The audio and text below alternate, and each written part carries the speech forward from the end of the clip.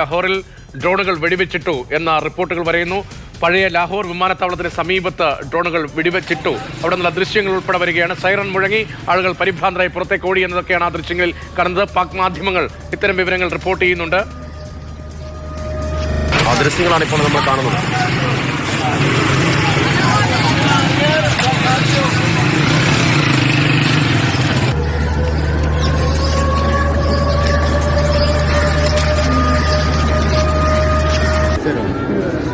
അതേസമയം ലാഹോറിൽ സ്ഫോടനങ്ങൾ ഉണ്ടായി എന്നടക്കമുള്ള വിവരങ്ങൾ വരുന്നുണ്ട്. സ്ഫോടനമുണ്ടായി, പുക പടർന്ന അന്തരീക്ഷമായിരുന്നു അവിടെ തുടങ്ങിയ വിവരങ്ങളും വരുന്നുണ്ട്. പി ബസന്ത വിവരങ്ങളുമായി ചേരുന്നുണ്ട്. പാക് മാധ്യമങ്ങൾ എന്താണ് പറയുന്നത്? യഥാർത്ഥ വസ്തുത എന്താണ് പി ബസന്ത്?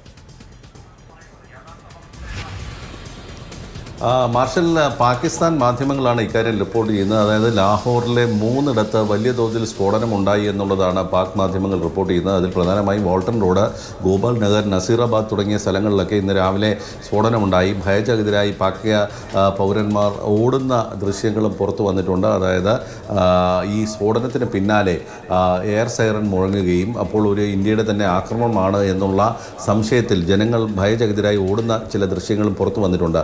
അതിന് പിന്നാലെയാണ് ഒരു ഇന്ത്യൻ ഡ്രോൺ വെടിവെച്ചിട്ടു എന്നുള്ള വിവരം കൂടി പാക് മാധ്യമങ്ങൾ പറയുന്നത്. പക്ഷേ ഇക്കാര്യത്തിൽ ഇന്ത്യയുടെ ഭാഗത്തുനിന്ന് യാതൊരുവിധ പ്രതികരണമോ വിശദീകരണമോ ഒന്നും തന്നെ വന്നിട്ടില്ല. കാരണം ഇന്ത്യ തന്നെ ഇന്നലെ ഔദ്യോഗികമായി പറഞ്ഞതാണ്, ഞങ്ങൾ ഇന്നലെ 9 കേന്ദ്രങ്ങൾ തകർത്തിട്ടുണ്ട്, അത് പാകിസ്ഥാൻ്റെ ഭീകര ക്യാമ്പുകളാണ് തകർത്തത്, ഞങ്ങളുടെ ആ ഓപ്പറേഷൻ അവസാനിച്ചു എന്നുള്ളത് തന്നെയാണ് ഇന്നലെ ഇന്ത്യ ലോക നേതാക്കളെയും ഒക്കെ അറിയിച്ചിട്ടുള്ളത്.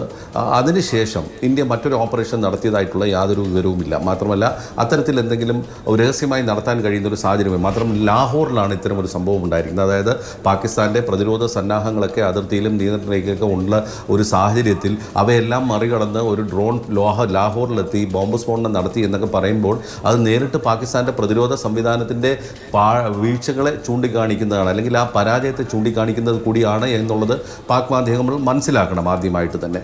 2, ഇന്ത്യയുടെ തന്നെ നിരവധി അസറ്റുകൾ അല്ലെങ്കിൽ ഏജന്റുമാർ പാകിസ്ഥാനിൽ പലയിടത്തായിട്ടുണ്ട്. അത് സ്വാഭാവികമായിട്ടും ഇന്ത്യ ഇത്തരം യുദ്ധസന്നാഹങ്ങൾ സാഹചര്യങ്ങളിലൊക്കെ ആക്ടിവേറ്റ് ചെയ്യുന്ന ഒരു സാഹചര്യമാണ്. അപ്പോൾ ഇത് ഏതെങ്കിലും തരത്തിലുള്ള അത്തരത്തിലുള്ള ഒരു ഓപ്പറേഷനാണോ പോലും ഇത് പറയാൻ ആർക്കും അറിയാത്തൊരു സാഹചര്യം. സ്ഫോടനങ്ങൾ ഉണ്ടായിട്ടുണ്ട് എന്നുള്ളത് യാതൊരു സംശയവുമില്ല. ഇന്നലെ രാത്രി മുതൽ തന്നെ പലയിടത്തും പാകിസ്ഥാനിലെ പലയിടത്തും ഇത്തരത്തിൽ സ്ഫോടനങ്ങൾ നടക്കുന്നുണ്ട്. ഇതിന് പിറകിലൊക്കെ അജ്ഞാതരാണ് എന്നാണ് പറയുന്നത്.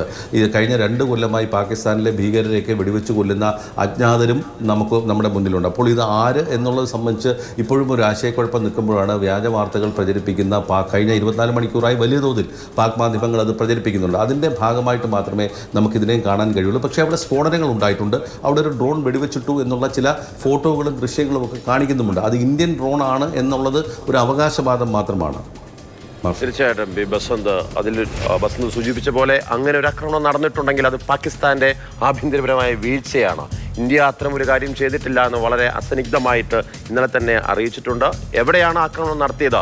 21 കേന്ദ്രങ്ങളുണ്ടെങ്കിൽ അതിൽ 9 കേന്ദ്രങ്ങളിൽ ഞങ്ങൾ തിരിച്ച് ആക്രമിച്ചിട്ടുണ്ട്, അത് ഭീകരവാദത്തിനെതിരെയാണ് എന്നുള്ള കാര്യം കൃത്യമായി ഇന്ത്യ പറഞ്ഞതിന് ശേഷവും പാക് മാധ്യമങ്ങളും മറ്റും ഇത്തരമുള്ള വാർത്തകൾ പ്രചരിപ്പിക്കുന്നത് അവരുടെ ആഭ്യന്തര വീഴ്ച കൂടി ചൂണ്ടിക്കാട്ടുന്നതാണ് എന്നാണ് ബസന്ത റിപ്പോർട്ട് ചെയ്യുന്നത്.